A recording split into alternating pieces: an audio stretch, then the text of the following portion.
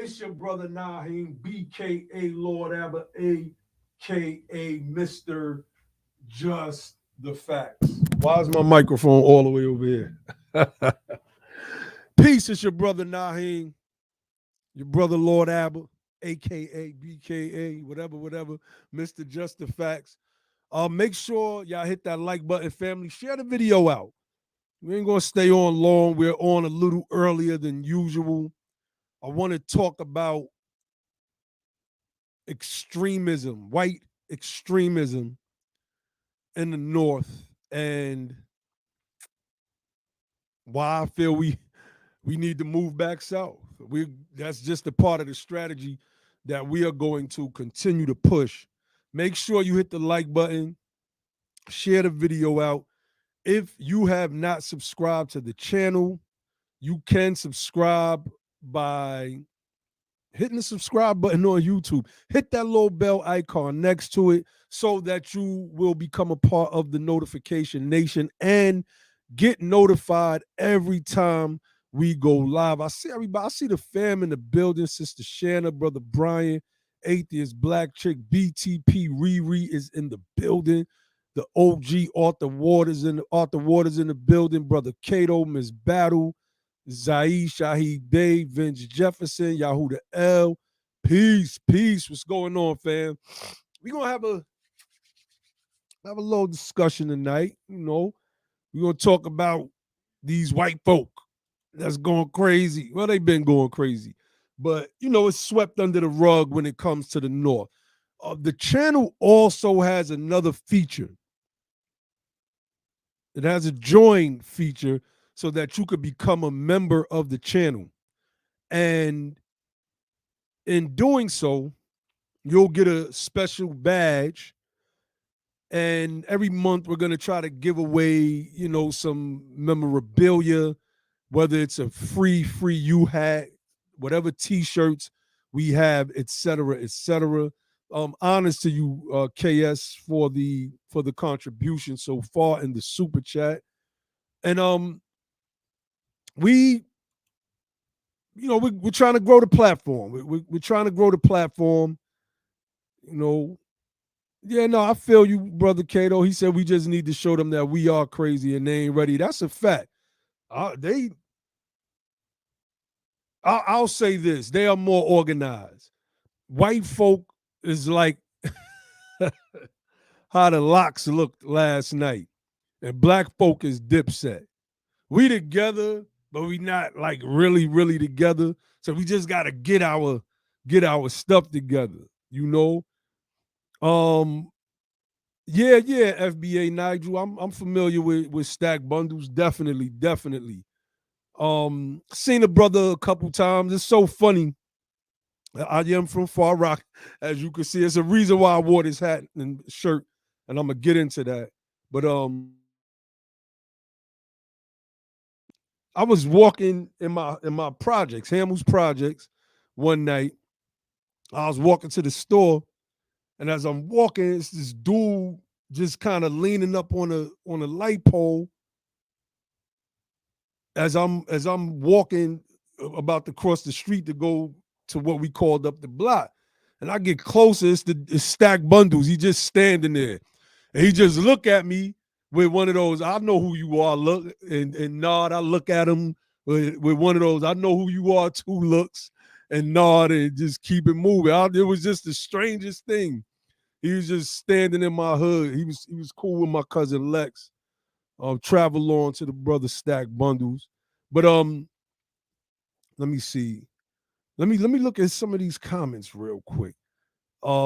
Black American Television News and Information said, I am going to say this. I live in the South. I live in Texas. But if black people move back to the South, we need to have a plan of action of economic development. We must come back. You're right. This isn't it's one thing to say a thing. It's another thing to do it. It's a whole different thing to strategize to get it done. You are absolutely correct with that. But, we're going to name the specific states that Charles Blow lists in his book. And there's a reason why he lists those specific states. And I'm going to get into that part of it, but just not at the moment. Um, yeah, Texas, let me say that Cato answered him. He says, we are targeting specific southern states, and Texas is not one of them, but you are right. We definitely need a plan. And these are the states: Louisiana, Mississippi, Alabama, Georgia, South Carolina, North Carolina, and Maryland. There may, let me see, 1, 2, 3, 4, 5, 6, 7. I think there's 2 states missing on your list, Cato. Delaware may be on that list. I'm not sure, but look, we're gonna get into that. Let's get into this article. This article made me want to go live tonight. So let's get into this real quick. Let's get into this article. Make sure y'all hit that like button, fam. Share the video out. Let it be known that we're live. We're having a real live conversation right now about plans of action. We're having conversations about action. I think Delaware is included in that list, Brother Cato.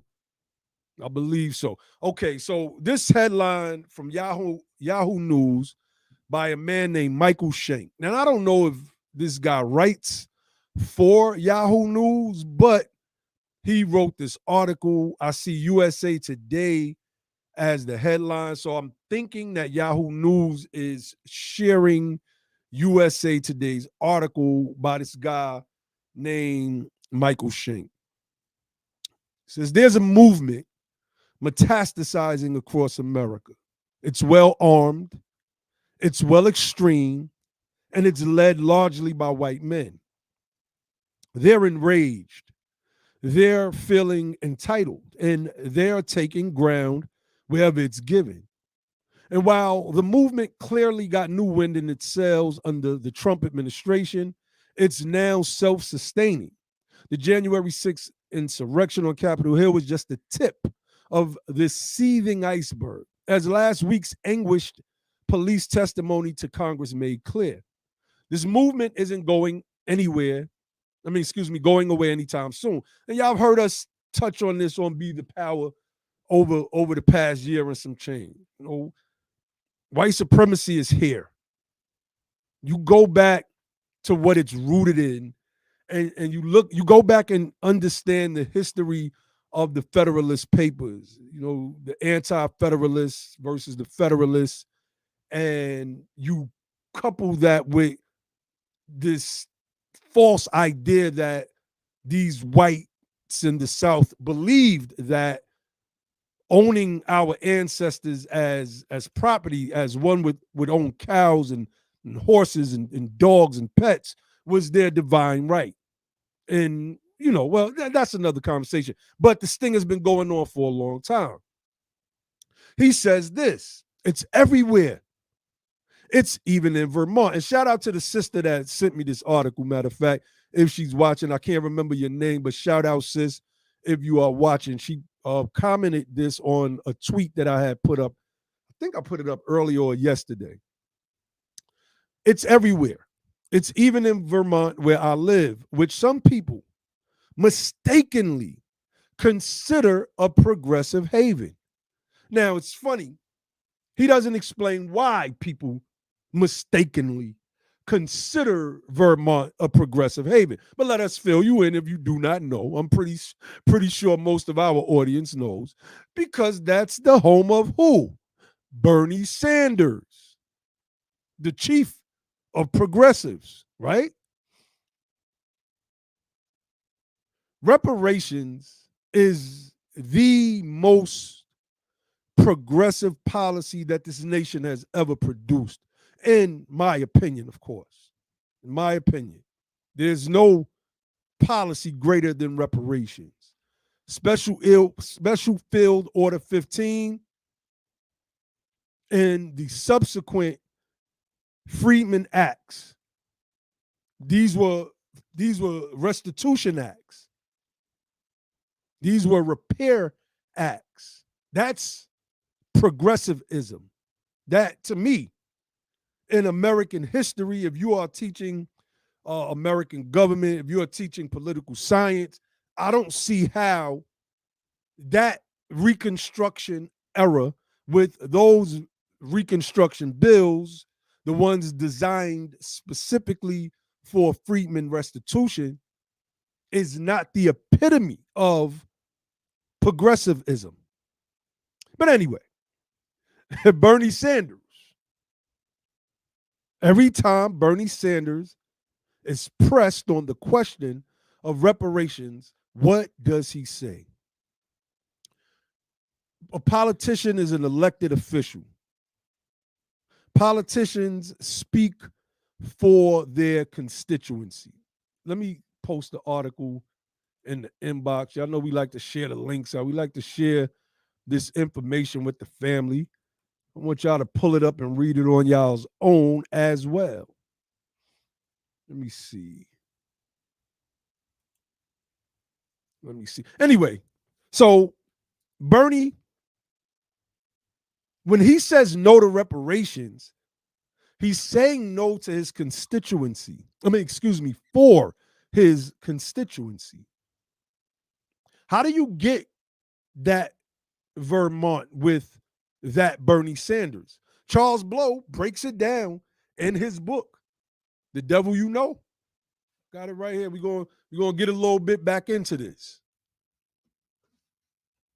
A bunch of hippies decided that they were going to find a state that they would all flock to. These people slept in tents. These people bunked out, straight bunked out in the state. It was like, we're here now. This is how you get Bernie Sanders as a fixture in Vermont. A fixture. His constituency represents these white folk. They are not progressives. Dude who's from there, who wrote this article, let me read it again. It's even in Vermont where I live, which some people mistakenly consider a progressive haven. It's bullied countless people of color in Vermont. Y'all know we don't like that term. This is a white guy writing it. I mean, it is what it is. Who had to flee their communities because it became increasingly hostile and unsafe for them. So speaking for black families, freedmen families, that's in Vermont specifically, not excluding anybody else in their plight. I'm just talking about us because we have a history of this that goes back in this country far before any other groups got here. Those groups chose to come here and deal with that. For us, it has been continual, a protracted war, one-sided war, if you will. So he's basically talking about the white supremacy is pushing him out as well. But look what he calls it, the Wild West of the Northeast. And that's something that Blow touches on in his book. And we're going to get into that a little bit. He says, in states like Vermont, it's easy to be an armed white extremist. It's why NBC's Saturday Night Live did a sketch with actor Adam Driver suggesting that Vermont was a dun-dun-dun neo-Confederate paradise. Now, of course, we started using that term here on Be the Power. And I don't know if I may have seen that term somewhere else and started using it. It's possible. It's possible. But as far as I know, it just popped in my head one day that these are the neo-Confederates, and we've been calling them that ever since. And their party has a facade that's named Republican, and its principles are conservative. You can't be a black conservative because conservative means trying to conserve things as they were in the antebellum South. Simple as that. The Brady campaign once called Vermont's gun laws the worst in the nation. As one local official told me, this is the Wild West of the Northeast. We hear about a lot of crime and stuff in black inner cities in New York and Baltimore, et cetera, et cetera. I've never heard about the Wild West of the Northeast until this article came out. To be honest with you, the Wild West of the Northeast. Now, Blow gets into some things about how we're treated in the North, but that's not what I'm talking about here, what we're expounding on. This is something different. You see? White lives matter only. White lives matter more, and AB stands for the Aryan Brotherhood. The funny thing about the Aryans, the original Aryans weren't white. It's a name that they took. It's a name that they took. But and y'all know I can't see the comments because I'm on by myself and I'm reading the article and I'm not looking at that screen. It says armed militias do well here. Not only does Vermont's Department of Public Safety fail to crack down on armed white extremists, due in part to lax, local laws, the state police discriminate, y'all, discriminate against the people of color, running from those very extremists. I'm not making this up. This is a white guy. There are countless stories like this. In fact, if you are a person of color here in Vermont, the bias and discrimination shown by Vermont State Police are pervasive. He has a hyperlink here as well. See if it opens up in another page. Oh, it does. Beautiful. Study finds racial disparities in Vermont State Police traffic stops. I have not read this yet, but I'm going to put this in the chat. You know, we arm ourselves with this stuff so people could know that, racism goes on in this country because you have a lot of people that says racism it's not a thing anymore. That's what Biden said, Kamala, Tim Scott, a bunch of other people. They make this claim that racism isn't real. Candace Owens was a victim of racism, filed complaints against some company, and all of a sudden racism isn't a thing anymore. Interesting. I guess it stopped when she became a right-winger, huh? It says all of this sends a strong message to armed white extremists that there's nothing in their way and that they are free to rule the roost here. Now, I can stop here. I can go into it. This was a very well-written article. I like well-written articles. I know y'all hear me talk sometimes, and I got a low hood. I'm from Far Rockaway, Queens, New York City. I can't help it. But, I still like good penmanship and sentence syntax and all that good stuff.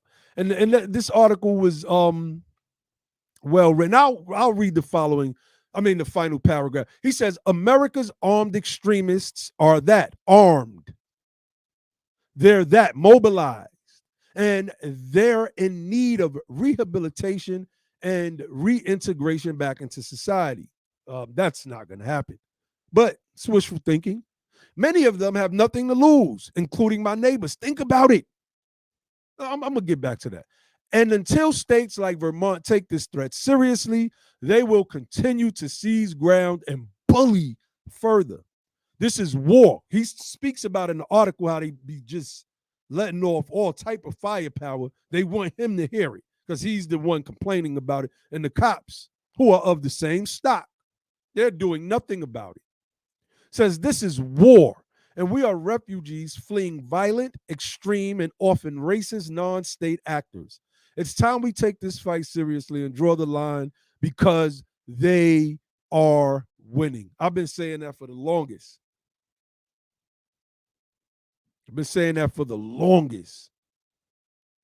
Many of them have nothing to lose, including his neighbors, the ones that's letting off all manner of firepower so he could hear it and feel intimidated and move, which is what he's about to do. So they can move some other rebel Confederate flag waving family there and consolidate themselves.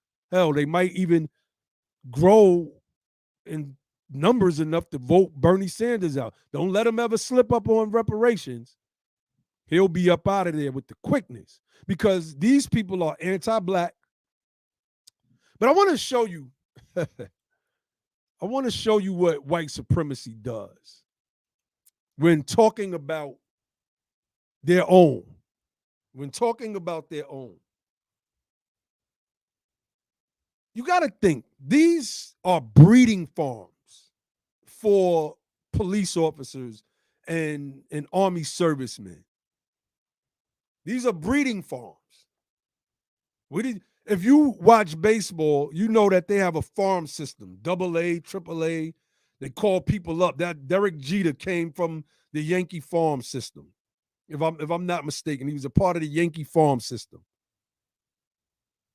Became a legend. He became a home team. The New York home team. My home team is Freedman. Point blank, period. My home team is Freedman. So I want to let's show y'all what white supremacy does. It's like we can't just point out our stuff. You're talking about violent extremists who were involved in a plot and kidnapping, what was her name? Governor Whitmer from was the Michigan. Like an elaborate plot. Trump literally gave the green light for what happened on January 6th. He green lighted it. There were other politicians like, we must take the fight to them. And they got hype. They were chanting, Trump sent us. Trump sent us. So let's pull this other article up real quick. Remember when they started banning white supremacists from Instagram and Facebook and Twitter? They got rid of somebody on that list. Or somebody's account, I should say. They added them to the list. And that was Louis Farrakhan. Why would they add Louis Farrakhan's name to a list of people that are calling for open violence against certain portions of American citizenry? Why? Because that's white supremacy. This is from NewYorkUpstate.com. 47 hate groups are active in New York State. Where are they? Why do they hate? So, they give you some symbols of these people. So let's read this a little bit. Let's blow this up some. It says the Southern Poverty Law Center keeps tabs on active hate groups across the United States. The nonprofit group has identified 47 racist, nationalist, and radical groups that have chapters or members within New York State.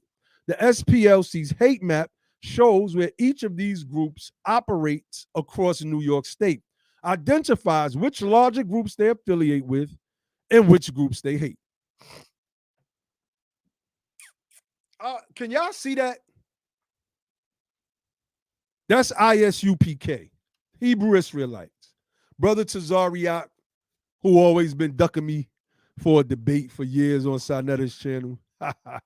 But shout out to Brother Tazariak right now, because they don't belong on this list. Free speech protected by the First Amendment is, they said you can't scream fire in a crowded theater, right? Well, we understand that. We understand that. But in America, you could pretty much say what you want to say. It's the actions that come behind what is being said. Is there action that comes behind it? Those ads on the side are creeping me out for whatever reason. Anyway, they can't just put Tazariak's group white supremacy up here without putting Tazariak's group. The difference between the Hebrew Israelite brothers is they're not armed up on the corners of New York City. They're standing there with Bibles, with bad interpretations. That's my opinion. But nevertheless, they're not harming anyone. Hell, to me, they do more harm. They talk more bad to black people than they talk to white people. At times, I've seen them go at white folk as well. So let me not, generalize. But ISUPK shouldn't be on this list. But this is how white supremacy works. This way they mask the group. I'm willing to bet somebody on this list within these groups was at that January 6th insurrection. And I'm willing to bet not one Hebrew Israelite group, because it's a bunch of them on here, on this list was at that January 6th insurrection. I'm willing to bet that. So let's scroll down, because that's not a Hebrew Israelite symbol. Because I don't think you could just put the Star of David up there. Because I think that's the ISUPK symbol, the Star of David. Just saying. So now we get to the white groups. Oh, okay, there they go. After ISUPK. Let me tell y'all a quick story before we scroll through more of this list. And I called my brother before I got on here, because I wanted to, like, when I hear something from long ago, I like to get a refresher so I can make sure that I'm telling the story correctly. You're right, Brian C. Johnson. They are targeting the black identity extremists. And brother Corey, shout out to BTP Corey. He says those brothers don't protest or anything, and that's a fact. That's a fact. So I was like, I asked my bro, I said, because I had asked him about a rumor that I heard about the correction officers, the white correction officers, upstate New York, that had these tattoos on their arm, right in their body. No, I'm not trying to show off my guns, in their bicep region. When if you flex, it's a tattoo of a white baby, and it's holding the noose around the neck of a black baby, and the eyes are like crosses. If you draw a cartoon and something is dead, the eyes have the crosses through them. And when they flex their bicep, it looks like the rope is choking the black baby, hanging it. I called them before I got on so I could, it was years since we talked about that. I mean, hell, like years. He probably was still behind the wall, matter of fact, when we had that conversation. And this is upstate New York, one of the most racist places in the United States of America. Where do you think these cops are coming from in New York City? These big steroid looking, they just look steroid induced. They big brolic white boys. Where do you think they're coming from? They're coming from Staten Island. They're coming from the pockets of the white Confederacy of the North. That's where they're coming from. They are the correction officers in New York. They are the police. Let's get back into this. I just want to scroll through a couple of these. The National Socialist Movement, statewide, category neo-Nazi, anti-Semitic, anti-immigrant, anti-black, anti-gay. All of the white boy groups is anti-black. They're all a part of the Neo-Confederate Party, i.e. the Republican Party. How can you be a black conservative? Oh, I'm not a black Republican. I'm a libertarian. You mean like Ron Paul? Okay, so what are you trying to say? You're a closet racist? Or not closet racist, but a closet Sambo? Because a libertarian is nothing more than a closet racist. Militant Knights of the Ku Klux Klan, statewide. Ku Klux Klan, anti-black, The Aryan Strike Force. They sound very dangerous. They don't sound like let's scroll back up. The Israelite School of Universal Practical Knowledge. That doesn't sound like a group that's ready to go out there and kill everybody. In fact, their ideology, and we've had our debates about it, is that Jesus is going to come out the sky with hundreds of thousands of angels with swords and slay the white folk. It's not nothing that they're going to do. That black Jesus and his black angels are going to come. Well, that's mythology. That's mythology. While these groups actively speak about and speak on, and act on what they speak about. They act on it. An estimated 5,000 to 8,000 Klan members are currently active in the U.S. They're still here. They didn't go anywhere. They're still here.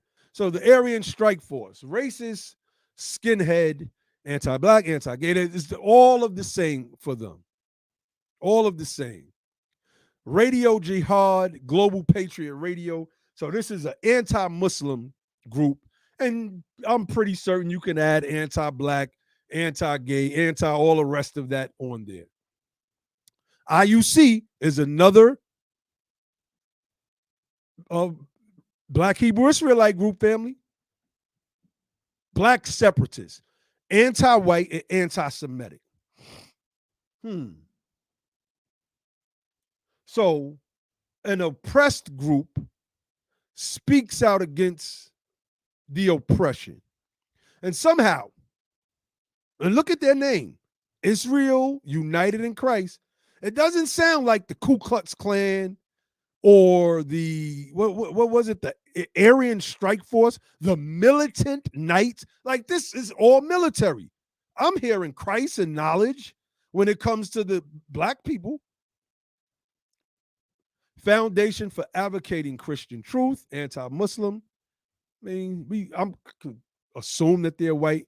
Oh, I know this guy isn't white. This guy is just crazy. Pastor, what is this pastor's name? The Atla World Missionary Church. They call him anti-LGBT. He's also anti-Obama. What is that guy's name, y'all?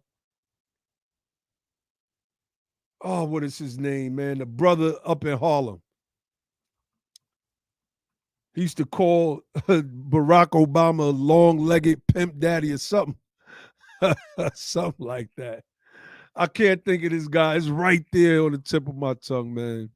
They got the Nation of Islam. Nation of Islam has to go on every hate group list. But I wanted to point this out. Another one, IUC. So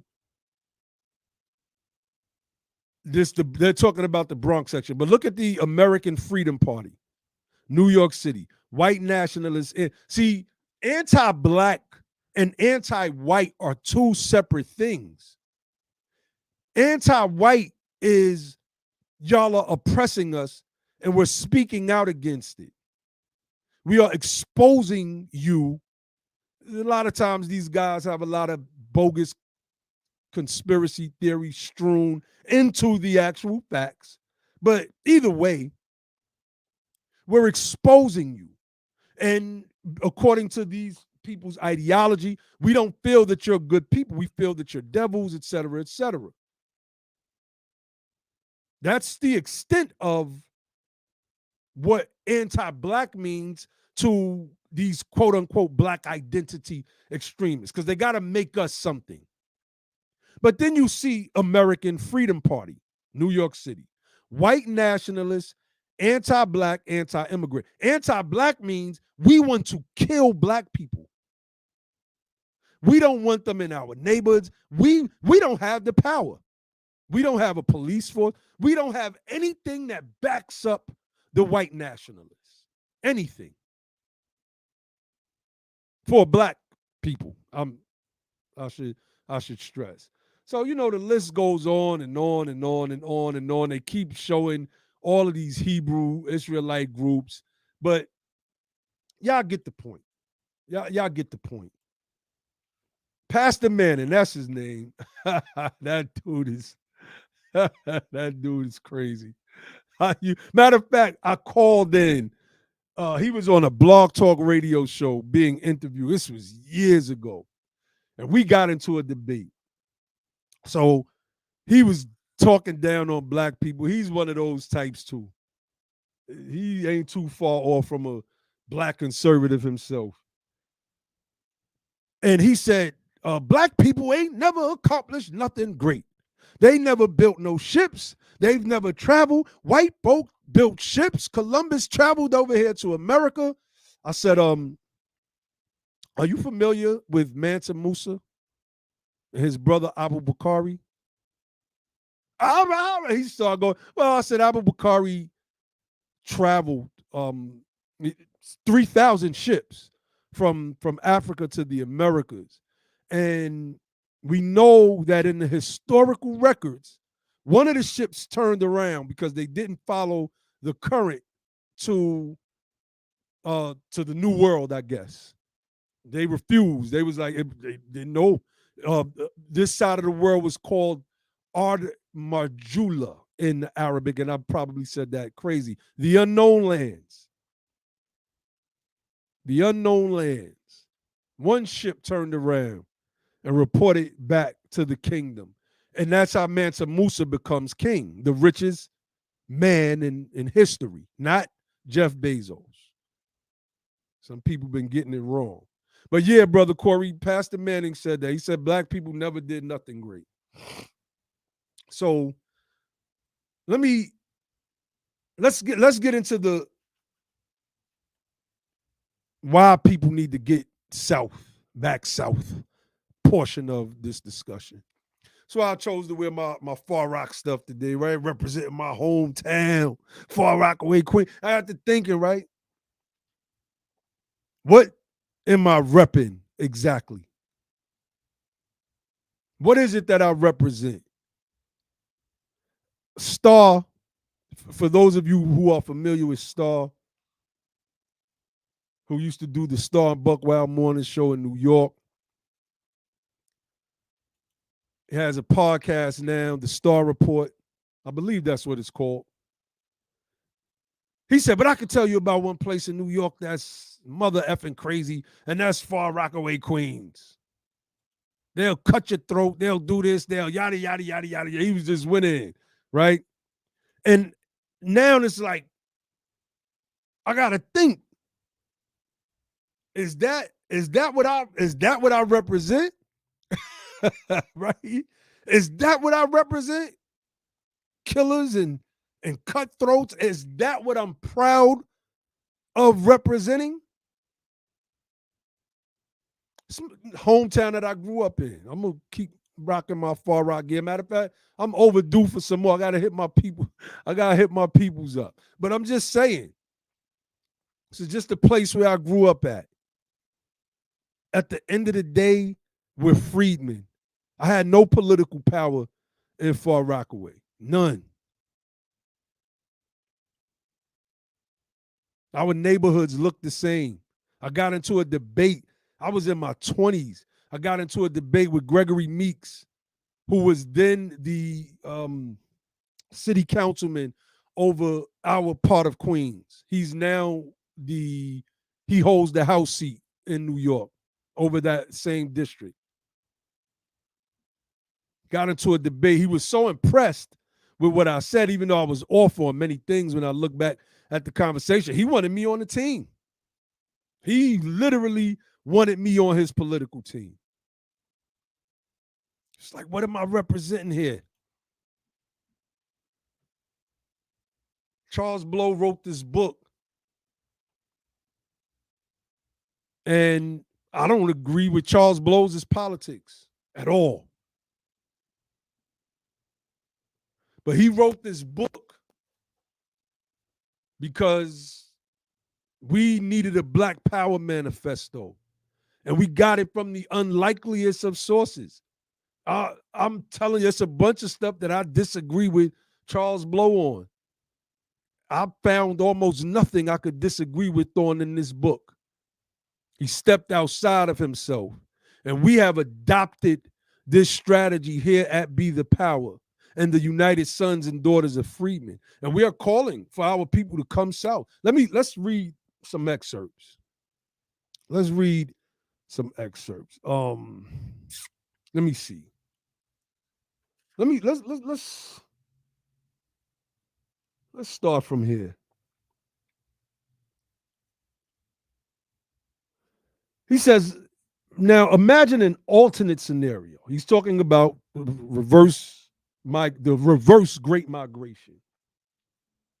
Was it great? I guess the number of people that left. Yeah. All right. If the Great Migration hadn't happened and those black people had remained in the South until the passage of the Civil Rights Act of 1964 and the Voting Rights Act of 1965, it is possible that African Americans would dominate the politics of the Deep South. They could control or be the driving force in electing as many as 12 U.S. senators. Think about that, family. We did a book club on this. Go check our BTP media group. We interviewed Charles Blow.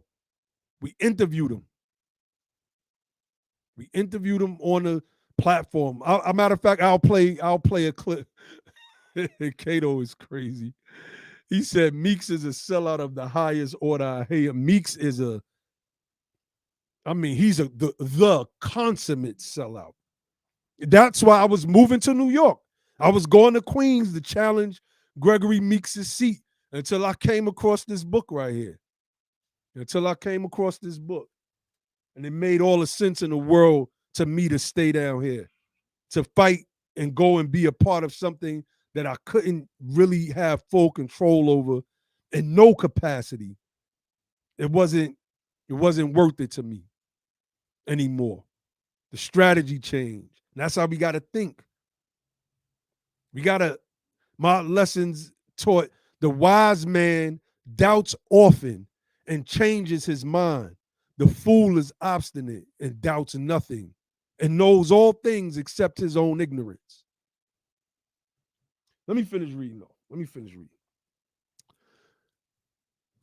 I want to read that last sentence. They could control or be the driving force in electing as many as 12 senators. If we just elected 2 senators, just 2, the power that we would wield, and I'm talking about freedmen senators. We ain't talking about no Gregory Meeks or no Cori Bush or Jamal Bowman, the people that come in the guise of,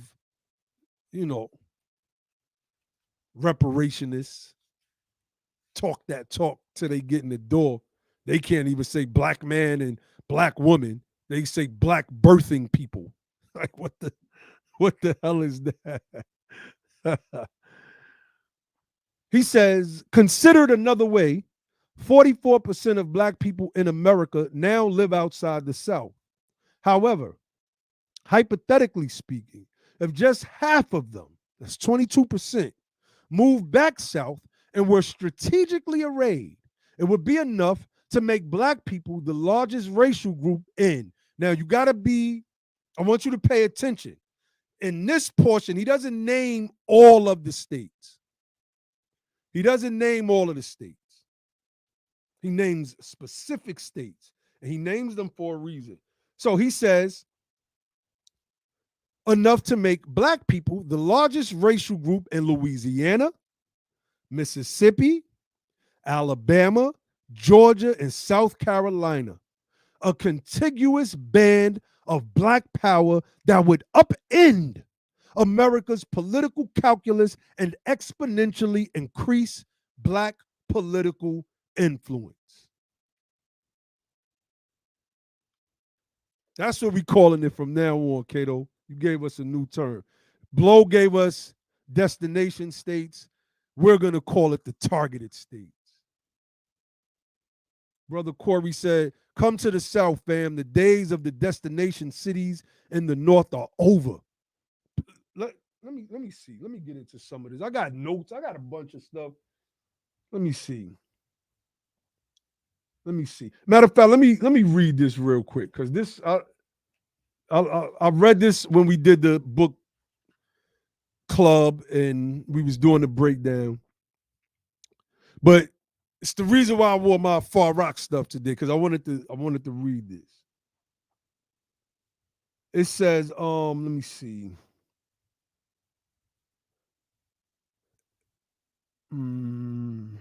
Okay. He says black people in destination cities have a more transient attachment to place. Their family lineage is often only a few decades old. That's a fact. My grandmother moved from South Carolina when my mother was 12 years old. So they moved together.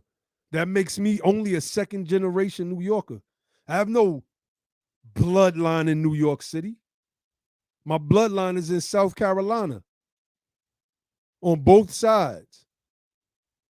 On my father's side through his mother and my mother's side. Both Geechee, Gullah. Some people say Geechee is more South Carolina, Gullah is Georgia. I don't know. Cato could correct me on that. I know Cato be waiting to correct us on something. So, well, let me finish. He says their family lineage is often only a few decades old, if that, and many young people are newly transplanted. Their sensibilities rooted more in urbanity than in legacy, right? So the urbanness of New York, we're rooted in that to be a New Yorker, to be from New York. We wore that with a badge. I mean, look, when I used to go out of town when I was young and I say I was from New York, I mean, I ain't got to get graphic. I don't have to get graphic. New York meant something. New York meant something. Just being honest, man. He says this. They are relatively young communities with constant infusions of new energy, volatile energy that pulses. I believe he may be referencing the immigrant communities that have come to New York, for instance. That's a new energy. It's different. It's different energy. In New York City, we picked up on reggae music. I still love dancehall to this day. Still love it. I grew up on it basically. It was a part of my childhood in New York. So I believe that's what Charles Blow means. He says the South lacks that level of combustible dynamism.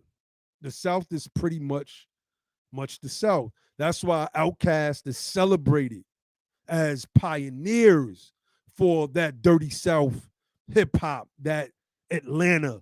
You know, Atlanta became the home base of the dirty South. And it put the South on the map in a way that the South can be as cool as New York. And New York had to bow and respect that. Like, all right, man, we see you. We see y'all. Same thing happened with the West Coast. You know? So let me see what's going on in the chat. Corey Loren says, I can show you spots in North Carolina where you can buy 50 plus acres of land for roughly 60,000. That's a steal. That is a steal. And we need to get on that. I don't know if y'all seen the sketches that I put up. Yeah, that's right, Riri. The South got something to say. You know, my man Andre 3000 wasn't playing. Like, what? Y'all booing us? All right. And they came back strong. They came back strong. So, you know, there's a bunch of, let me see. There's some other things I wanted to get into from this book. Let me see. Here we go. This was something that I thought was really interesting. This was something, page 23.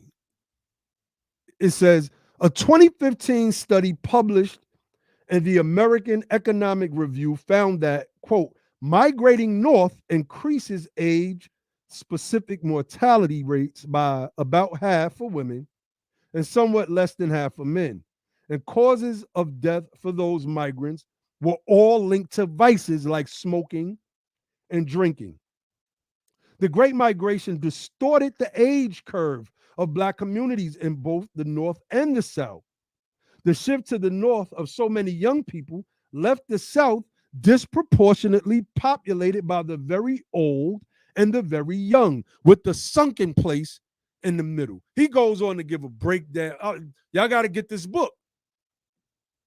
I don't support Charles Blow's politics, but I support this strategy, and it's our strategy now. We have adopted it. But when he says that and causes of death for those migrants were all linked to vices like smoking and drinking. Damn near all my dudes smoke cigarettes. I think they all smoke cigarettes to this day. I'm the only one that quit. I was standing in my building lobby one day, and I got into this zone that I often zone about. I zone about being in that zone some days. And when I snapped out of it, I had been smoking cigarettes for 2 years. I looked at the cigarette and I said, what the hell am I doing smoking cigarettes? And I flicked it, and that was it. I go back to New York, everybody be like, oh, don't look like you aged. It's like, well, I see it, but thank you. You know what I'm saying? Thank you. But I can see what Blow says reflected in myself and other people that I know that have moved out of New York and just started living a better life, breathing cleaner air. The smog of the city, it's no good. It's just no good. We lived among that stuff. I lived in Far Rockaway. The A train and the shuttle train drive right all day. The airport, John F. Kennedy is right across Jamaica Bay. Airplanes flying in and out right over the projects. Noise pollution. It's just absolutely crazy. Absolutely crazy. Shout out to everybody that's just joining. DP, I see you. Miss Tiffany, what's going on, sis? WC, Robert Reed, Zen Sooner. Peace, fam. See? And look, what Sister Miss Tiffany said, I'm in Charlotte now. She's moving there for sure. Right? And Late Show 42 said, peace. What's going on, bro? That low country voodoo is real. I've seen it. That's hoodoo. That we gotta call it by our name, brother Corey. That's that hoodoo. But that voodoo is in Haiti. We got that hoodoo out here. We gotta call it that hoodoo. But you know, Charles Blow, for those of you that might be on the fence about it, read the book, man. Y'all make sure y'all get y'all hands on this book, The Devil You Know. This is a powerful, powerful book. It's talking about a strategy. Like, we can create Harlems in the South. We can create Chicago's in the South. We can blend that Northern and that Southern mentality, that hustle, that grind, but legitimately, and put it into business practices, becoming more politically active. I believe all of that happens. Of course, the movement is going to need leaders. Oh, Charlotte, South Carolina. Oh, Charleston, not Charlotte. My bad, sis. Charleston, definitely. After we had the reparations rally, it's people that's moving down from New York.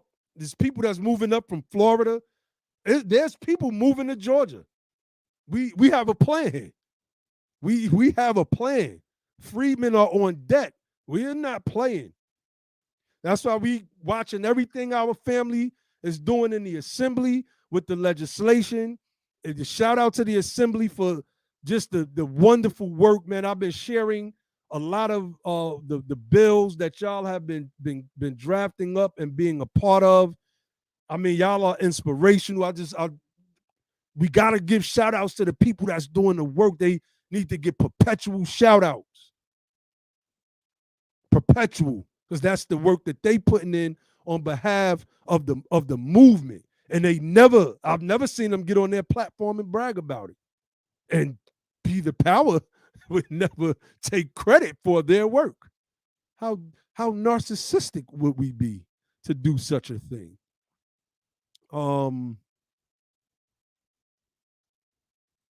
Let me see. This is an interesting comment. Robert Reed said, Irami pointed out that the left does not have institutions that they can tap into to mobilize their politics.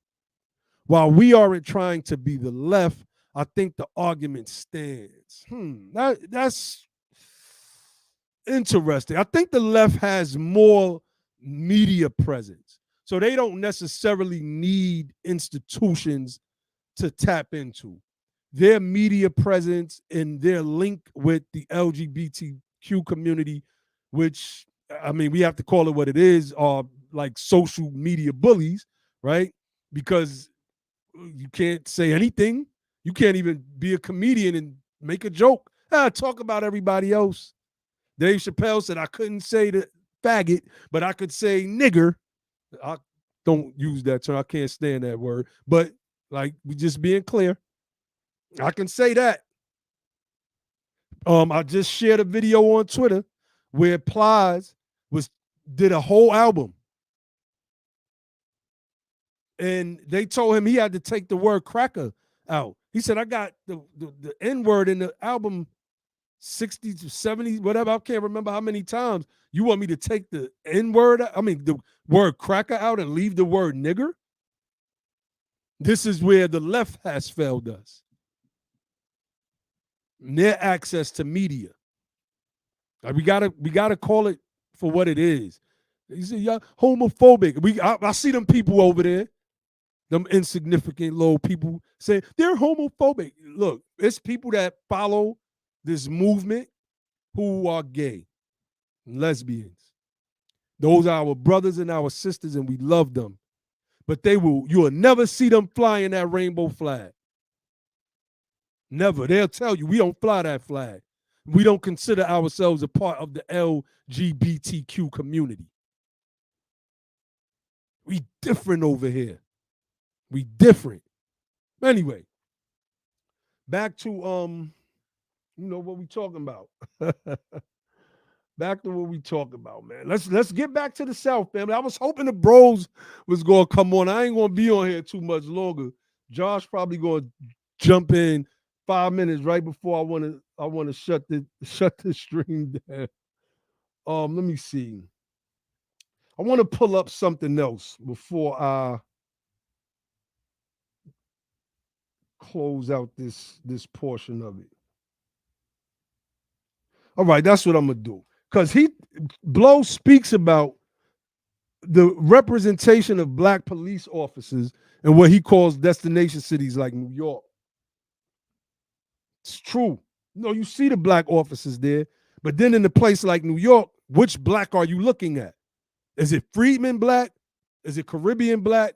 Continental African black? Which black are you looking at in New York? So let me see. He says on page 103, the percentage of black officers in police forces. Matter of fact, let me start from here. In many of the largest cities in the South, indeed, many of the largest cities in the South now have or have recently had black chiefs of police. New Orleans, Baton Rouge, Shreveport, Jackson, Montgomery, Birmingham, Macon, Savannah, Athens, Columbia, North Charleston, Charlotte, Raleigh, Norfolk, Richmond, Baltimore. Not all those cities have majority black police forces, but many have achieved an extraordinary level of diversity. Conversely, the percentage of black officers and police forces in many destination cities is often shockingly low, and the percentage of white officers is out of sync with their percentage of white officers is out of sync with the percent age of the population. That sentence threw me for a minute. I didn't see that hyphen there. In 2013, only 32.9% of the population of New York City was white, but 52.2% of the police force was. In Chicago, 32% of the population was white, but 52.1% of the police force was. They go to where the power is, family.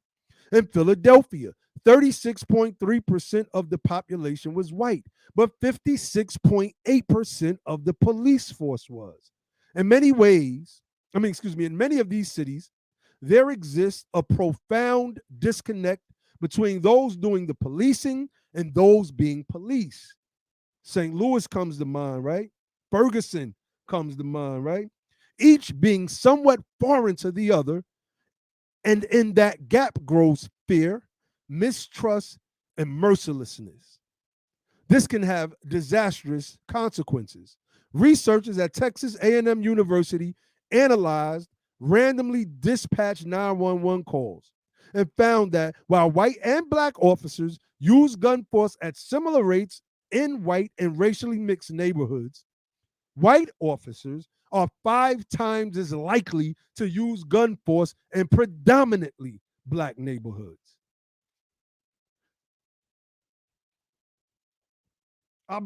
I've been beat up by New York City police before. I've brought that up here. Peace, Sister Juanita. I see you, brother. The amazing. I see you. I see you. Oh goodness, this person said we need our own country. Red Caucasian sunburned in Africa, Egypt. I'll be seeing your comments on the video. This is our own country. This is our own country.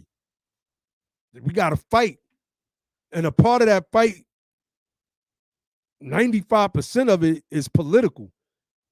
If we could just get our people in the South, then let me name them states again. Let me name them states again. Hold on. These are the immediate states. These are the immediate states. Louisiana, Mississippi, Alabama, Georgia, and South Carolina. Let me name all of the states. Louisiana, Mississippi, Alabama, Georgia, South Carolina, North Carolina, Virginia, Maryland, and Delaware.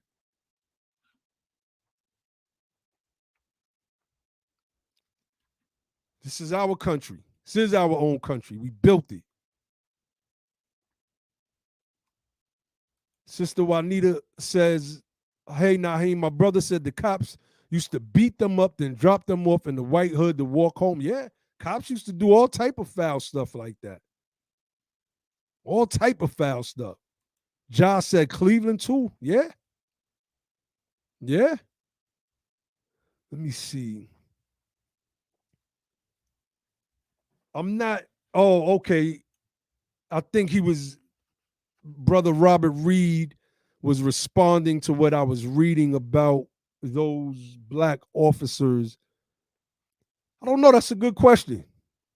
I don't know. Islam El Mahid. Peace, brother.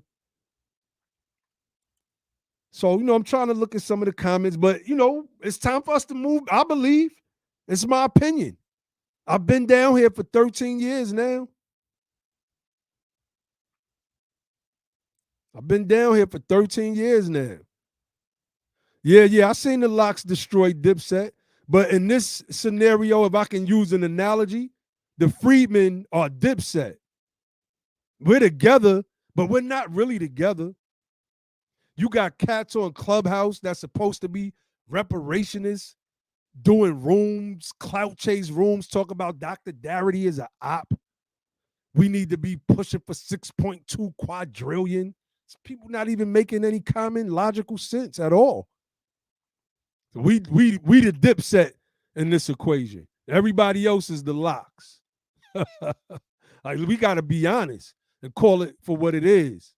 The people that are organized, the media, the Roland Martins, the Black News Channel, the Congressional Black Caucuses, Sheila Jackson Lee, the HR 40 Narc and Cobra crew, they in this battle, They are the locks. They are the locks. We Dipset. We together. We know the words to the code. We could grab the mic and rock. Yeah, we know the words, but I'm just saying. I'm just saying. In this scenario, we are Dipset. It's just as simple as that. We got to get this thing together. We got to pull it together.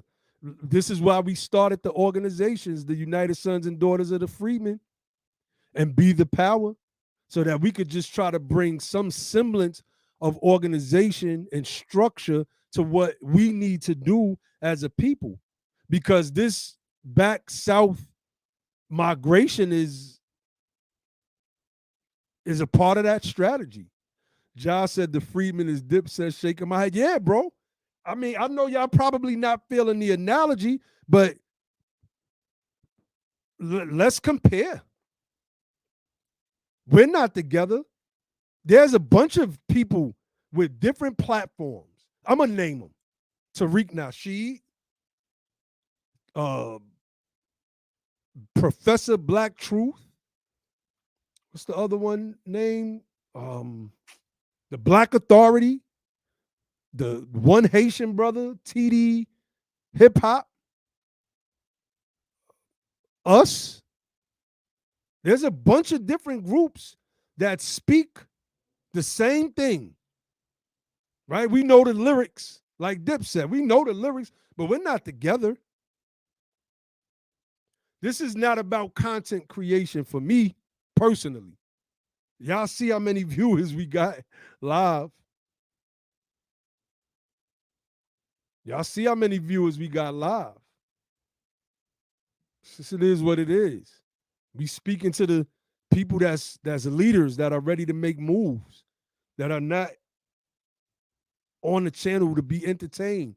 We don't come here and do that. We may clown A once in the blue that want to come on here telling us to pull ourselves up by our bootstraps and that black people don't need reparations and all of that stuff and et cetera, et cetera.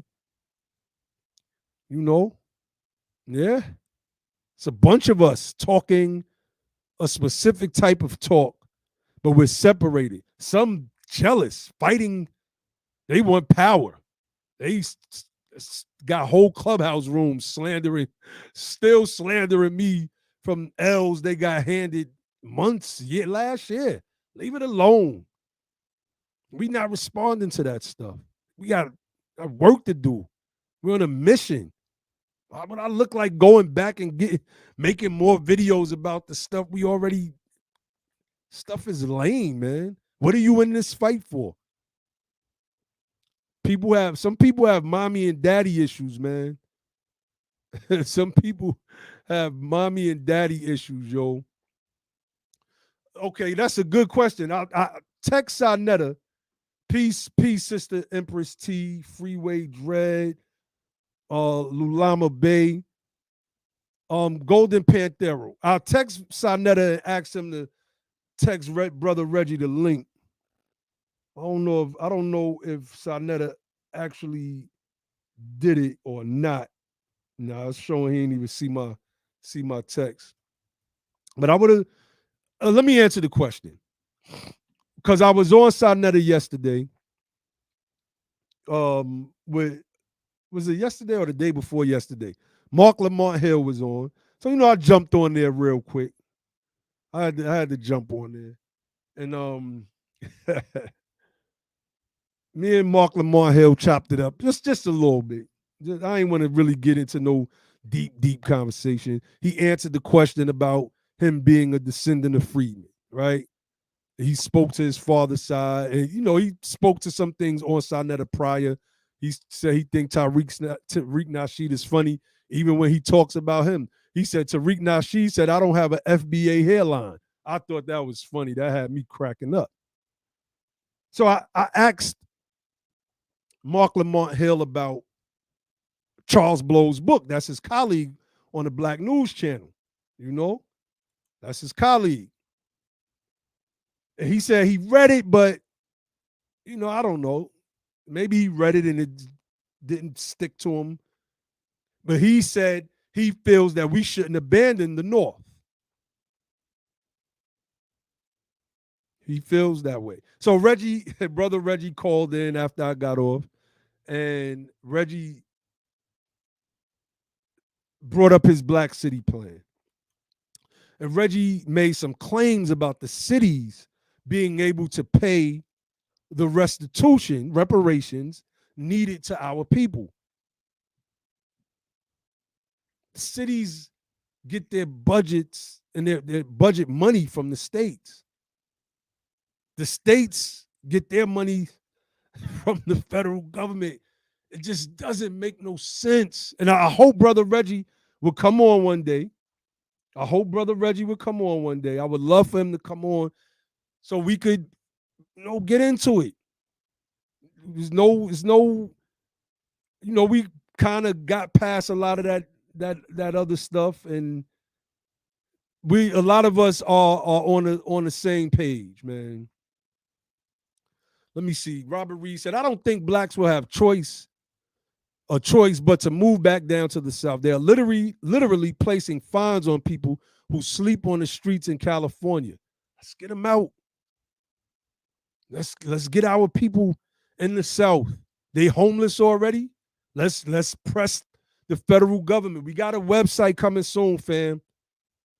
And on that website, we're gonna have a 12-point program that we're gonna push. 12 demands.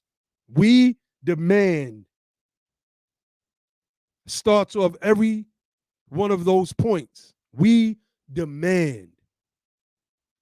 And one of those demands speaks about the federal government assisting in this relocation process. What is it, 50%? The homeless population in California is 50% black. That's unacceptable. Can't afford to live there. People work and then go home from work and live in a tent city in the United States of America, the country that our ancestors built. So I said we got to forget just talking on code. That's just, we all saying the same thing. Yay. No, we got to start moving together as one unit now. That's the play. I don't, some people, well, if they get us into one spot, they're going to drop bombs on us.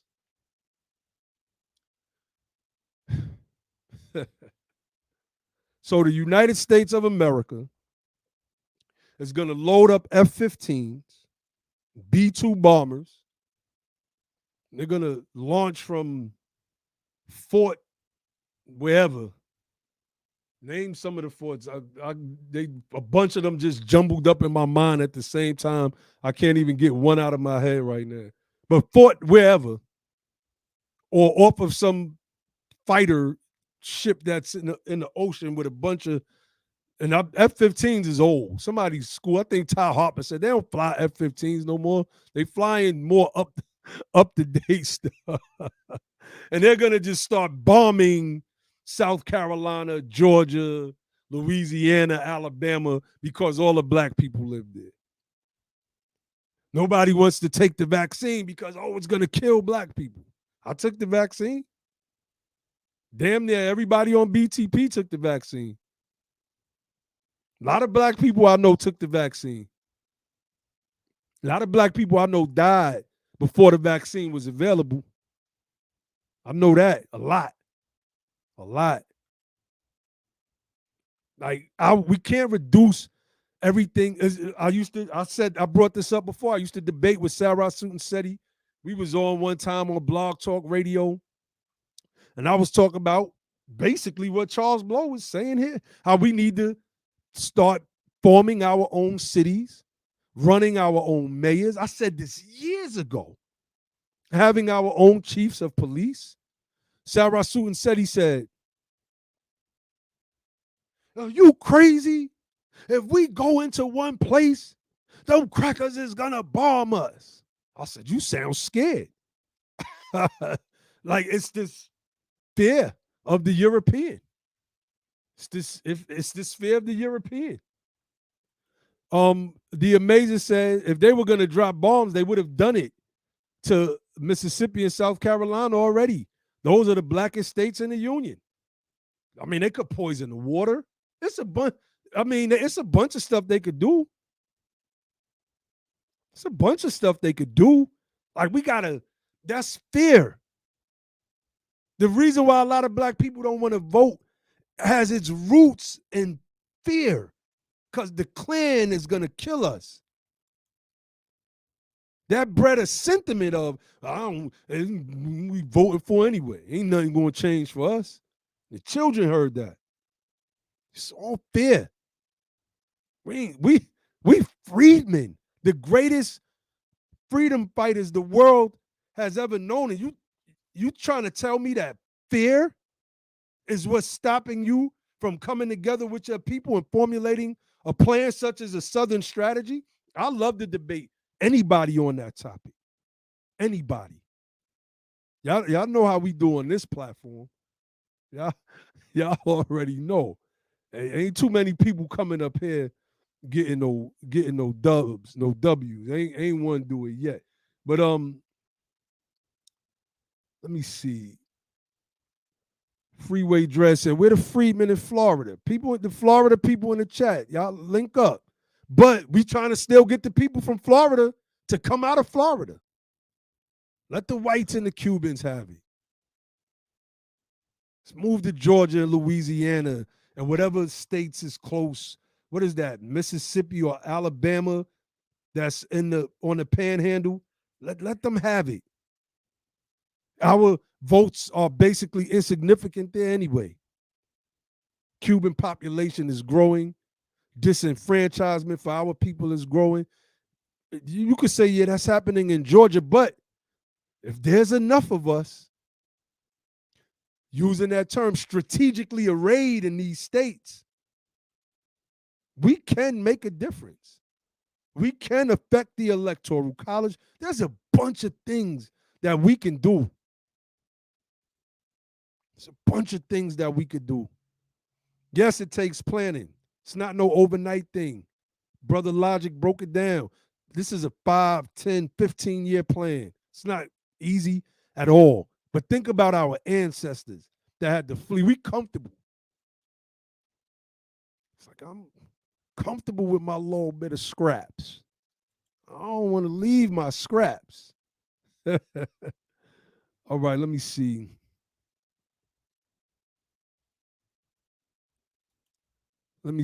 Robert Reed said, if you want to climb Mount Everest from the north face, and they want to climb Mount Everest from the south face, heck, just climb it and meet each other at the top. I feel you on that, bro. I feel you on that. But the problem with this mountain is everybody's not racing to the top so that they could find that glory that Martin Luther King Jr. was speaking about. They're climbing to the top so they can stand there and beat their chest. Like, see, I did it. And they'll they'll slander you, lie, whatever they can to make sure you don't get to the top because they want to be the only ones at the top. So, just saying. I'm just saying, I don't know, man. We just need to be. Lady Spade said it should be your decision, your choice. Let me speak to that because I spoke to this the other night. I pulled up this image. Let me pull up this image real quick. I'm about to get off of here in about 10 minutes. I've been binge watching the Game of Thrones. Oh, I love that. I don't know why I wasn't watching it. But I never get into series anyway. I haven't watched Power yet. So let me pull up this image real quick. I want to pull up the image I pulled up the other night because I want you all to see Maybe you missed it. So let me open this image in its own tab. Let me blow it up. Boom. Okay, let me share this image. Let me share this image. Because this act has to be selfless. And I understand, people got ties to their neighborhood. I understand. But imagine having ties to your neighborhood, our ancestors, for maybe 2 generations and then getting ran off your land. Like I think that was Florida. Dr. Darity breaks that Dr. Darity and A. Kirsten Mullins breaks that down. And from here to equality, I believe it's Florida, where the city wanted to run a road. Well, at least that's what they said, run a road through this black middle class neighborhood. Middle class, black neighborhood. Oh, they did everything to get our people out, and they did. And they tore down this black middle class community and built instead low income housing there. Just saying, man.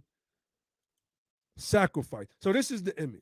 I know, like, bringing up this white guy, but this guy was powerful. Thomas Hobbes. He had this image drawn, I believe, for the frontispiece of his book. The book title is long. Brother Logic, actually, it's a book I used to read from years ago and teach on when I was in the Moorish movement. Brother Logic just started on it the other night after I made reference to it. And he says the book is amazing. But I want you all to see let me blow it up some more, because I want you to all to see the body and what this image is trying to relay. This image is trying to relay that the body is one. The body is one. We're going to have our own image drawn up like this, so I don't got to keep, sharing them. It could be us with our face and our crown and our sword and scepter. But the body of this individual is composed of the citizenry. And they're one. That's what this image displays. And that the citizenry together wields the scepter of rule and the sword of war. Period. Period. Legislative might and military might. At least that's my interpretation of it. It's my interpretation of it. And sure, it should be anybody's choice. I'm not forcing or trying to force anyone to do anything. Not even really trying to convince anybody to do anything. I'm just saying let me see. Let me see if I have that clip. Let me see if I have that clip where Charles Blow is talking about.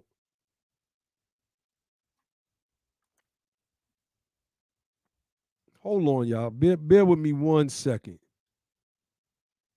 Bear with me 1 second. Let me see if this is it.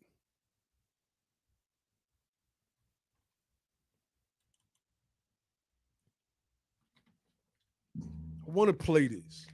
Because, see, okay, yeah, this is it. This is it. Y'all bear with me 1 second. Bear with me 1 second. I want y'all to pay attention to this. Because I speak not for the body, I speak to the body of us. We are the body. Let me see if I can. Last time I tried to do this, it didn't work so good. Trying to do it this way. And there we go again. Okay. Can be used to liberate you, right? So the Constitution allocates half of its power. This is the compromise. Half of its power is allocated based on population, but the other half is based on geography. You just need to have your people in the right state. Mm-hmm. And then you get half the power.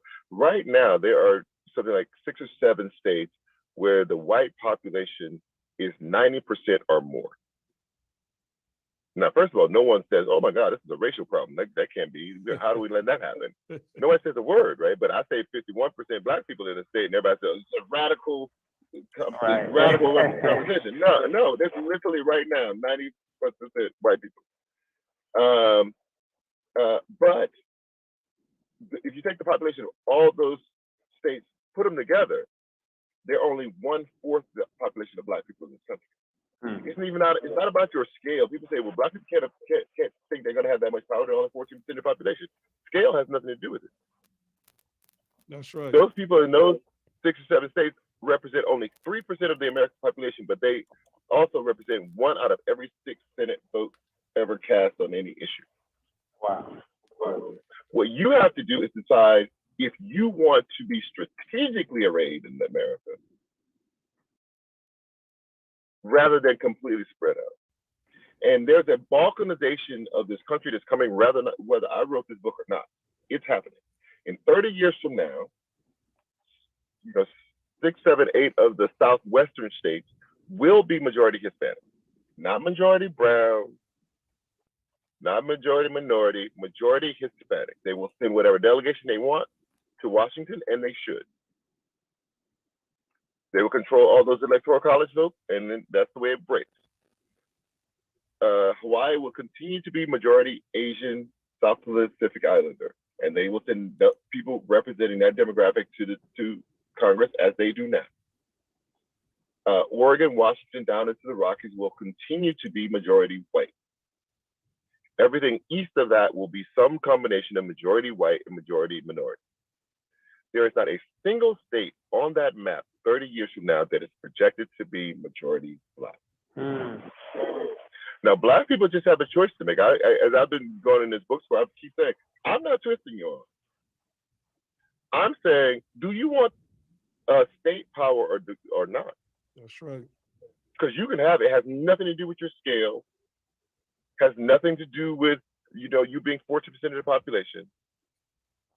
It has to do with where do you want to literally position yourself in the country, because you can have that power, and you're gonna move. And my feeling about it is that the window on you being able to even do this is closing.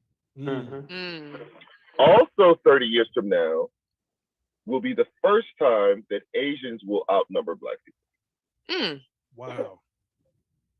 And also that at that point, there will be nearly twice as many Hispanics in America as Black people. In something like 50 or 60 years, you will have gone from being the first minority in America to the third. And how do you think that and also will not control a single state? That's right. And can't deliver it for a presidential candidate on your own. How do you then think that your priorities are going to stack up against the other 2 larger minority groups, 2 of whom can deliver states in a presidential election?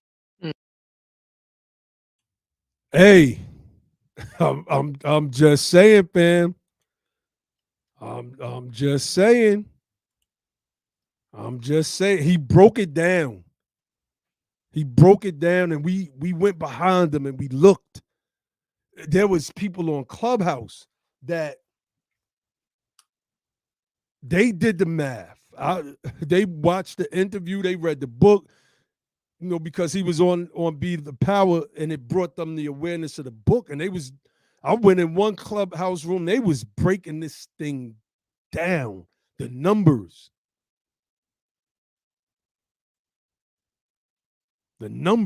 And shout out to Sister Lady Spade. She didn't mean, let me go back.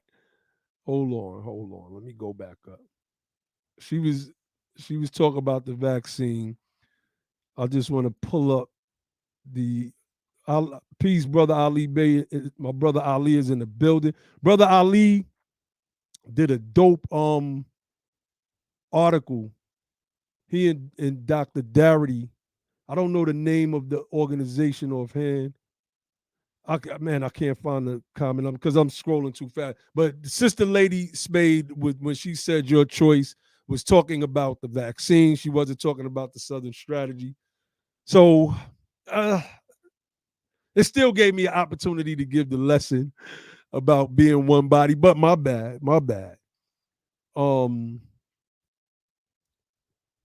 I don't know, Cato. You said his population predictions are way off. We were looking up some of these things as well, and you said they are undercounting us.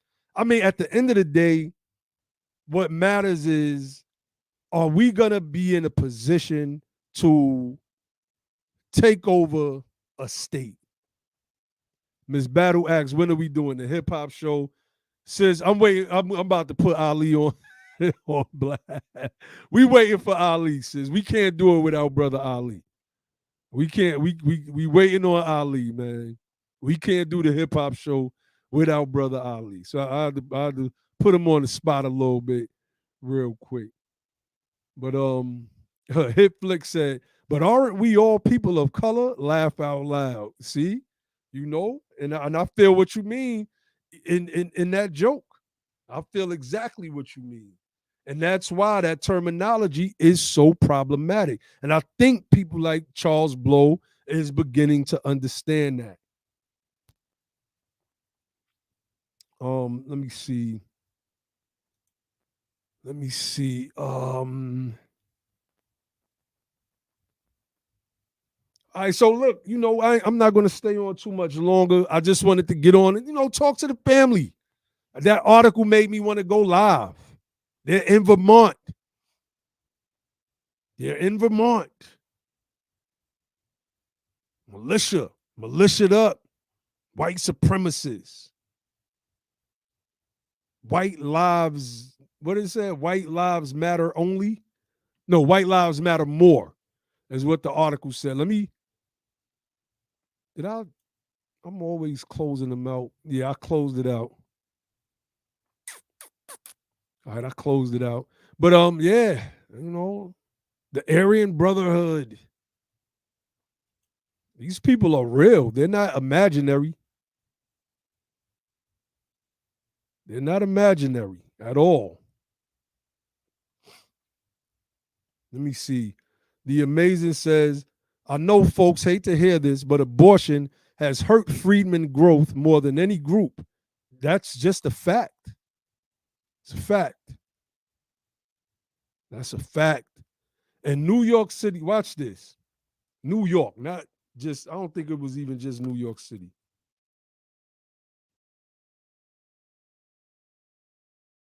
Watch this.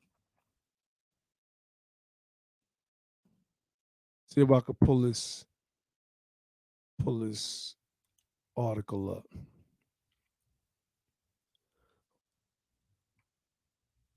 All right. Let's pull this up real quick.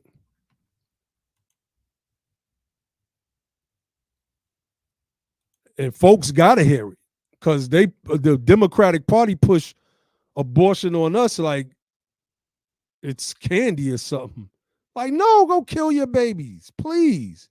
And you should fight to kill your babies. Fight to kill your babies. Let me see. Okay, this is Wall Street Journal. It's one of several articles. Let's talk about the black abortion rate. This was done in 2018. This is recent. The one that I usually pull up is from 2013. In New York City, the subheader reads, thousands more black babies are aborted each year than born alive. I don't even need to read anymore. How do you outpace? How do you outpace live birth with killing your baby? In New York City, thousands more black babies are aborted each year than born alive.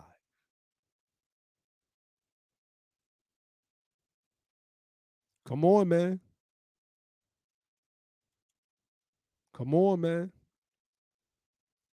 We gotta, like, you know, there's been some population growth, and the problem with it is that we don't know if those numbers are disaggregated, right? I've done breakdowns on abortions. In fact, I had a brother delete a video that he did where he was going at the Republicans for their abortion stance. Sparked a whole little debate in one of those groups that I was in when I was rocking with certain individuals, and the brother deleted it. And I dropped the fact. It said black women, even when they control for income, still have the highest abortion rates. Meaning these women that got money. This idea, kill your baby, is somehow etched into our psyche. Don't matter if you poor or if you got money. Now, poverty, of course, is going to create a larger percentage of aborted freedmen children, but even in studies where women controlled for black women controlled for income, they still had higher abortion rates than everybody else.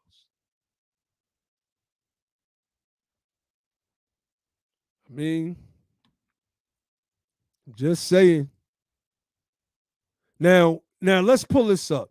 Jason says New York is mostly non-FBA. For those that don't know, FBA means Foundational Black Americans, or what we call the freedmen, right? So now we have to ask, who is having the abortions? Is it the freedmen sisters, the FBA sisters? And that's why we're starting to see the growth. I'm just saying, I'm speculating. That's all I'm doing here. I'm speculating. You know,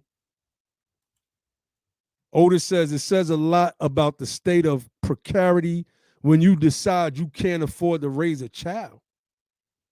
Saying.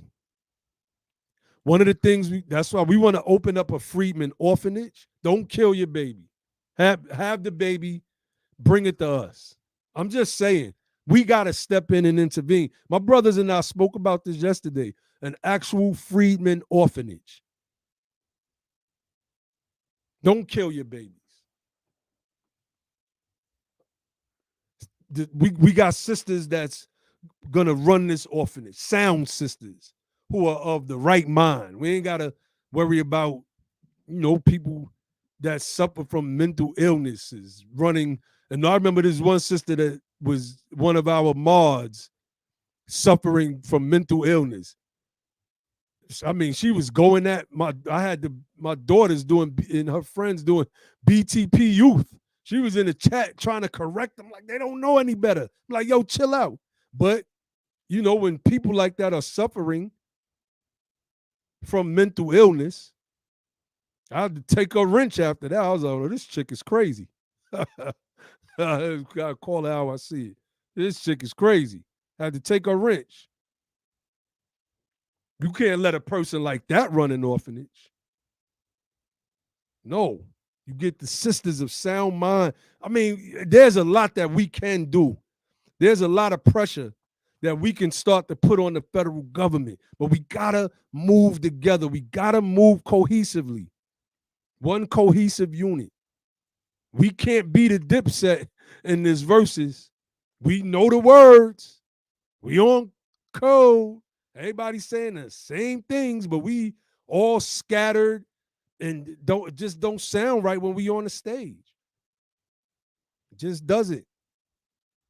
That's why I refuse to engage in the little petty dramas that people are trying to kick back up. It's too much work to do. It's too much. So I'm going to go through a couple of these comments and then I'm going to get up off of here.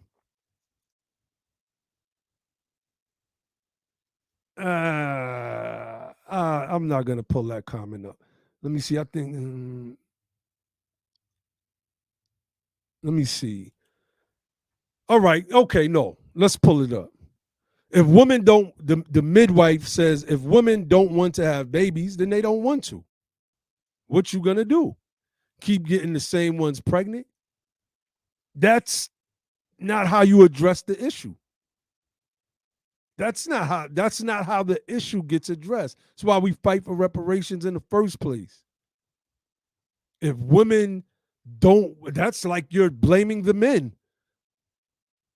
for the baby that's inside the woman's womb. That, to me, that makes absolutely no sense. Keep getting the same ones pregnant.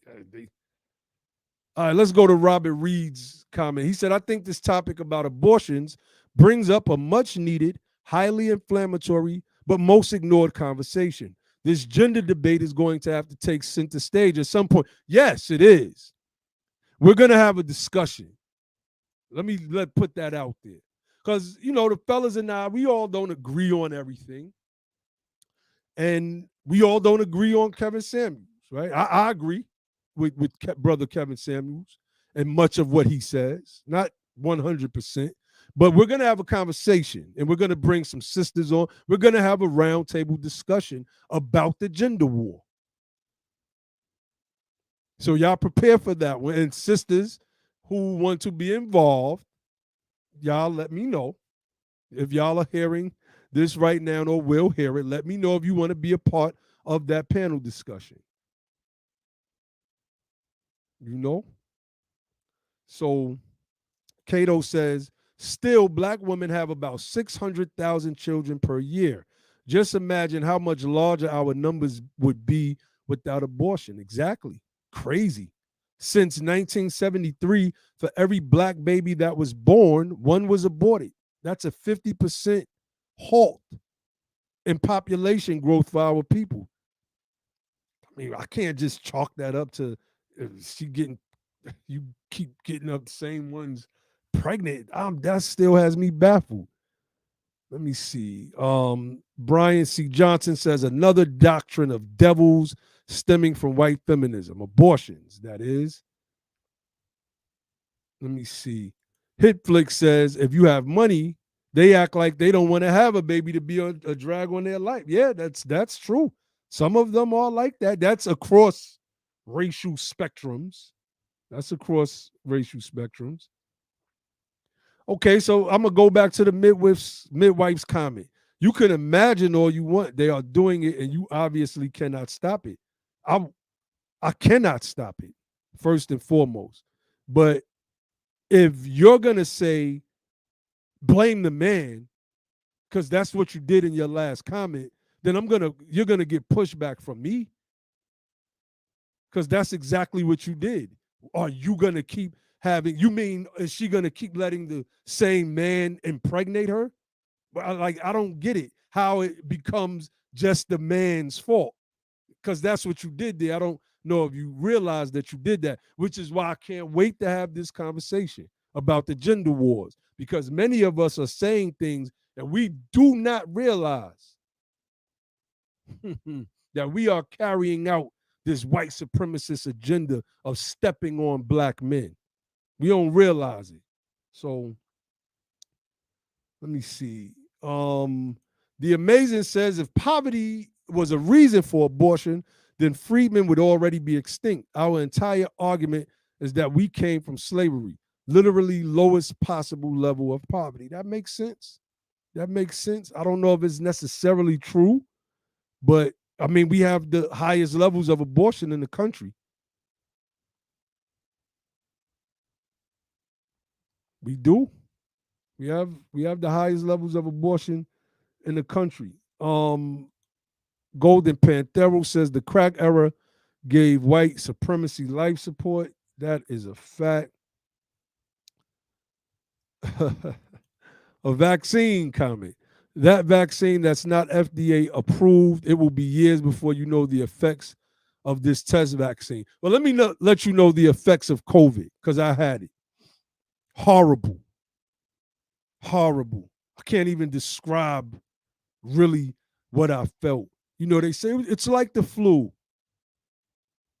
Well, if it's like the flu, imagine having the flu times 3, where you scared to go to sleep because you don't know if you're going to wake up in the morning. And you got to be in the crib by yourself or go to the hospital. And they were saying that the hospital wasn't a good place to be. So I just stayed in the crib. I said, if this is going to be it, then. But I'm just saying, because they're calling it now the pandemic of the unvaccinated. Anyway, let's also fight to get the abortion laws changed. Ms. Battle said, yes, I'm with that. I'm with that. Let me see.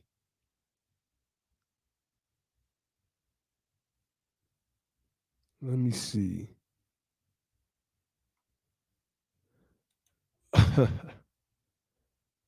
You really think women needed feminism to have abortions? Yep, they did. That's exactly where it comes from. That's why it's being pushed by a party that pushes a bunch of stuff, including feminism, in the Democratic Party. Yep, yep. King Moss 87 says, in my opinion, you can't be pro-black and pro-abortion. You need 5 dark brown fists for that comment, because you are absolutely correct. Let me see. Robert Reed says, if y'all are having that discussion, I would really appreciate Taz B1, the GOAT, being on the panel. Can we please make an introduction between black platforms? Sure.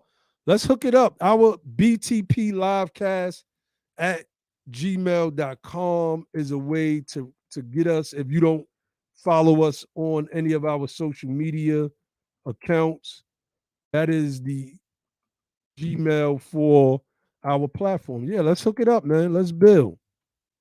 Hell, I would love to get Kevin Samuels on myself for a conversation, to be honest with you. And some of the sisters. Oh, let me see.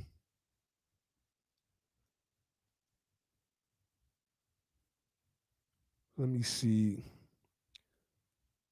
Okay, I'll read it. The midway wife says you took it as blame. I posed it as an option. That's not what I did. I mean, I that's the way I viewed it. I could be wrong. I could be wrong. I have no problem with admitting that. Ms. Battle says, I don't think each side takes accountability. We are blaming each other. There's definitely plenty of that to go around. Sister Friday Jones. Shout out to Sister Friday Jones, man. My family over there on the West Coast doing their thing. She says society does not support young families. You have to drop out of school, slow your career down, pay child care and student loans, flawed society building. Now, that's how you talk about that's how you talk about the problem. Right there.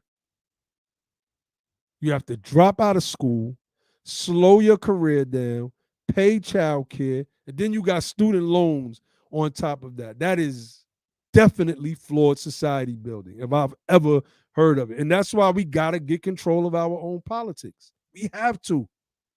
We have to. Let me see. It's a bunch of. So you said Cynthia G? Oh man, I don't know. Cynthia G. I would love to have her come on. You you said you think she gives the best rebuttals to Kevin Samuels? What? Hold on, Robert Reed. What? What? Tariq Nasheed, not the Bayangs. The Bayangs. All right, now let me get off that.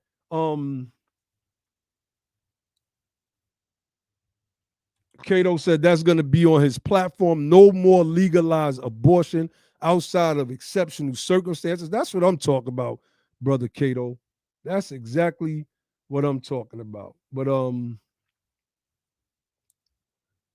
Sister Friday said, back in the day, Auntie so and so kept and raised the baby. Everybody in the family knew what it was. Yeah, that's true. That's true. Today is that's hard. I mean, we got so many issues, man. Think about like the 80s and you had to get dropped off with your crackhead aunt, right? Let's just say you had a crackhead aunt. I had a crackhead aunt. We didn't get dropped off with her, but we had a elder. It's so funny. We had an elder babysitter named Miss Lottie. May she travel on. We called her our third grandmother.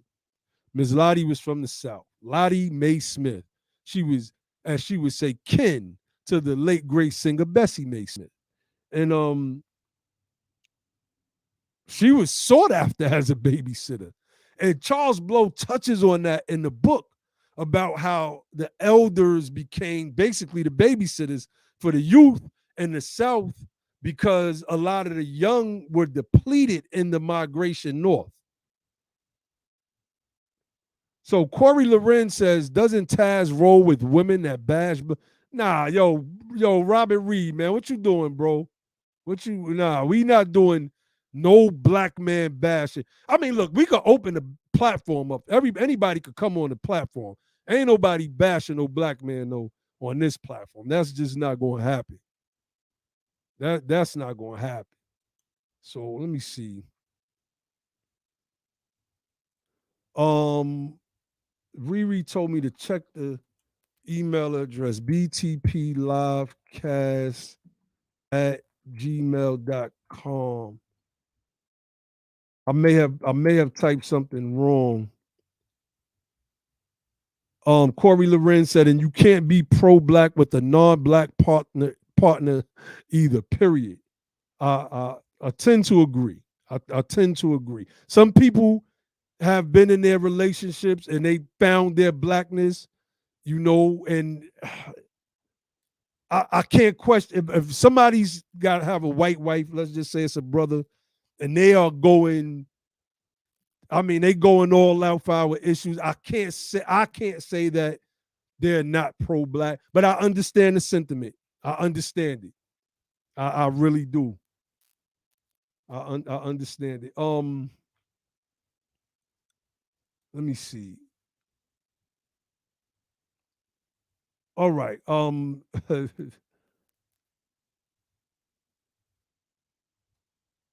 Let me see. Jessica J on abortion says women get them for a variety of reasons. Abortion is complex, especially for women who have to go through it.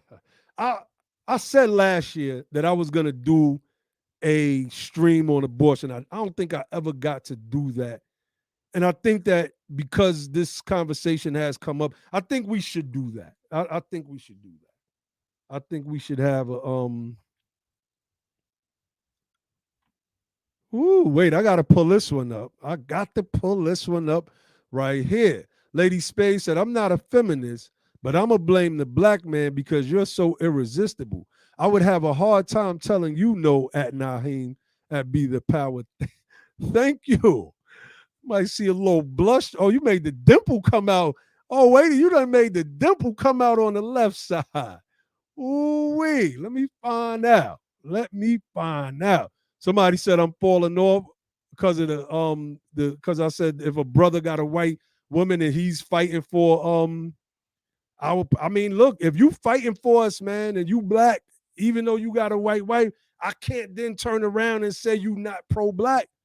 I don't know the circumstances that made you go with the white woman in the first place. I don't know. I mean, it is what it is. It is what it is. I mean, if you fighting for us, I mean, that's a debate that could be had. That's a debate that could be had, you know. But look, I've been on here longer than damn, I didn't know I was on here for 2 hours. Sheesh. All right, I gotta get up. I gotta get up off here. I gotta get up off here. So look, fam, thank you. Thank you. Somebody said, let me find out Naheem supporting Van Jones. I don't support Van Jones. I think Van Jones is a part of that. I know y'all being facetious, but like these guys, they need to come have a conversation with Be the Power. Just I would love for them to come on the platform. That's funny. All right, I'm gonna pull it up the midway, so you can have a white partner and be pro-black but no abortion. Look, I'm not gonna ever have a white partner. I don't advocate for white partners. I advocate for freedmen only. I would only date sisters who are freedmen. I wouldn't even date blacks from the Caribbean or blacks from Africa. I just wouldn't. I practice endogamy, right? The question was posed about a black person having a white partner. Can they? It wasn't posed and said you couldn't be. I just gave my opinion on it. That's all. I gave my opinion on it. So the syndicate said it's real talk. I live in Wisconsin. Geez, get out of Wisconsin, man. The white folks are out of control up there, up here. We are moving down south next year. Thank you. Thank you. Thank you. Honors, brother C. John, brother Brian C. Johnson. No, I feel you the midway. I know you was being funny. It's all good. I mean, I understand it. It's all good. Um, yeah, Kato, I ain't gonna pull that one up right now. I ain't gonna pull out. We can have that conversation. We can have that conversation. So look, I'm gonna get up off air because I really did not know I was on here for 2 hours. I'm thinking it's like an hour and 20, an hour and 30 minutes in. It's an hour and 56 minutes in. I've just been yapping my flat. No, Josh. No, no, no. Nope. I'm getting off. I'm getting out of here, Josh. I'm out of here for 2 hours. I'm out, bro. I knew you was going to do that. I actually said that in the beginning. Josh going to jump on at the end when I get ready to get up off here. I'm out of here, bro. So you can say what up to the fan. And I'm getting up out of here. Peace, everybody. I just want to read something real quick from this 500-page book. No, I'm just joking. Hey, I didn't know. I didn't know. I just jumped on, man. I've been doing some work. So, hey, peace, Oh, that is everybody. funny. I appreciate the whole family tuning in. I'm looking forward to catching the replay. But Oh, yeah, man. I just want to say also shout out to all the freemen doing work, and I've seen a lot of good work going on around the country. I don't know. I don't know if you just put up that Repair Act news article that just came out. Yeah, but shout out to the Assembly with that Oh, yeah. Repair Act, Yeah, I man. gave them a shout out earlier. I forgot the name of the act because I know I had seen two different things. And plus, I'll be all over the place. I'll be so busy during the day now. So I don't be, and then I'll be listening to audiobooks like all day. I know. My mind just be jumbled up. I just got a bunch of stuff going on up in There's so here much right work now. to be done It in is, this man. freedom movement space, and to getting justice over here. It's like we got so much to do, and the resources including time is Mm-hmm. not it's hard to make it happen in the time and resources that we got. So hey, look, I want to say this last thing. If any of the freedmen out there, anybody out here that wants to contribute on any level, whether it be even chopping up some of these shows and getting some of the message that you like out, whether it be whatever it is, whatever Mm-hmm. contribution you can make, just go ahead and make the contribution. Send us something on the inbox or do whatever you got to do. But we need this contribution. Some of the Yeah, programs you hear man. Naheem talk about on the live, if you feel like that you have something value to bring to make a contribution to make that a reality or to help that run, like build with us, hit us up. Let's make it happen. Yeah, if you got some video editing skills, if you know how to work with Photoshop, can make flyers, images, etc. Damn, I meant to share. Let me see something. This dude Josh then came on and made me extend extend past where I was. I mean, extend past me trying to get up off of here. Now I got to try to show y'all something because he just made an excellent point. But Facebook is acting up. Let me see. See if I can pull this up real quick.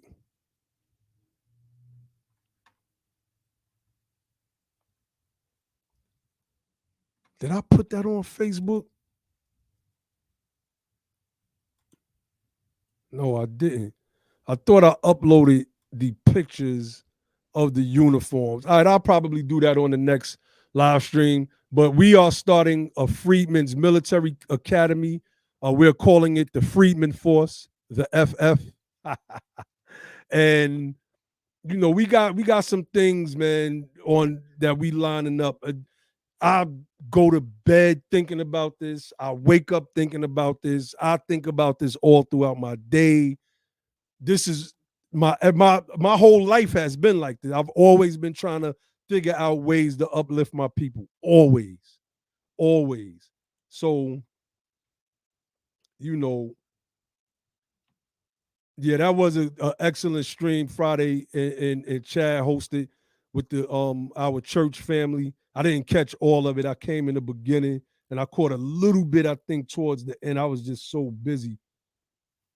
Yeah, Sister Riri, we need some vegan fish tacos. When I come to New Jersey, I might be driving up that way by the end of this month. So we might have to pull out some vegan fish taco recipes.